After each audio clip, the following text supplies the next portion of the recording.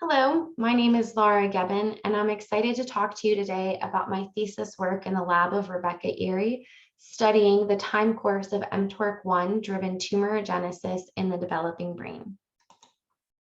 The goal of my project is to determine the developmental stage when differential mTORC1 activity emerges in neural stem cells, also known as NSCs, and the extent to which dysregulated mTOR signaling in disease can alter stem cell fate. mTOR stands for the mechanistic target of rapamycin. It is a kinase that exists in several complexes, but I'll be focusing on mTORC1. In response to activation of the pathway through the presence of growth factors and nutrients, mTOR phosphorylates two proteins, 4EBP1 and S6. These phosphorylation events lead to protein translation and cell growth. There are a series of diseases known as mTORopathies, wherein there is a mutation within the pathway. One such disease is tuberous sclerosis, wherein there is a mutation in the two proteins that negatively regulate mTOR.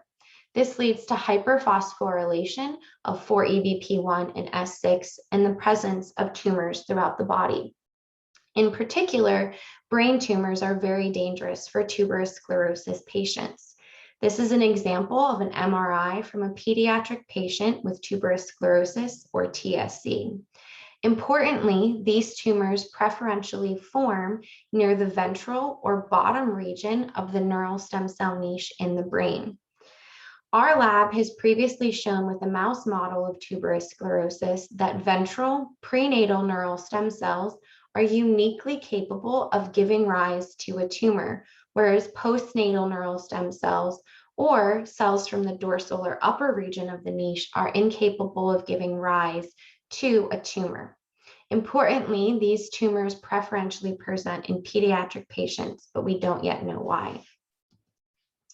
Throughout neurogenesis, there are changes in the composition of stem cells. Importantly, at embryonic day 15.5, there's a split in the population of neural stem cells, where some of the cells continue to divide and form postnatal progeny, while other cells in the niche become temporarily quiescent or arrested in the cell cycle until postnatal reactivation. Our lab has previously shown that dorsal neural stem cells from the postnatal niche have low mTOR basal signaling and ventral cells have higher, but we don't yet know what mTOR looks like embryonically or how it is affected by the entrance into quiescence. We also don't know how this contributes to the susceptibility to tumor growth. For my project, I'm able to use immunostaining to look at wild-type mice from the dorsal and ventral region of the neural stem cell niche.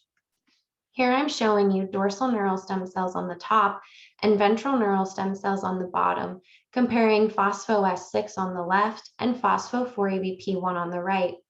Comparing the upper and bottom portions, we can appreciate that there is a greater average of phospho-4EBP1 signaling ventrally than there is dorsally.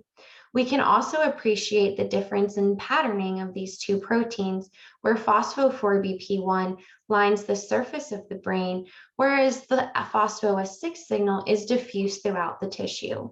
This is important for understanding how mTOR is activated in neural stem cells. A second component of my project is looking at the induction of quiescence in vitro.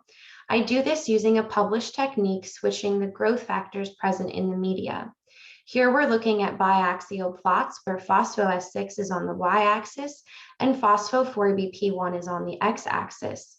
Comparing dorsal on the top to ventral on the bottom and proliferating cells to quiescent cells on the right, looking within the dorsal population, we can appreciate there is a decrease in the percentage of cells that are high for both of the phosphos at the entrance of quiescence, but that there is not a drastic decrease in the population of doubly positive phospho cells in ventral cells when we enter quiescence.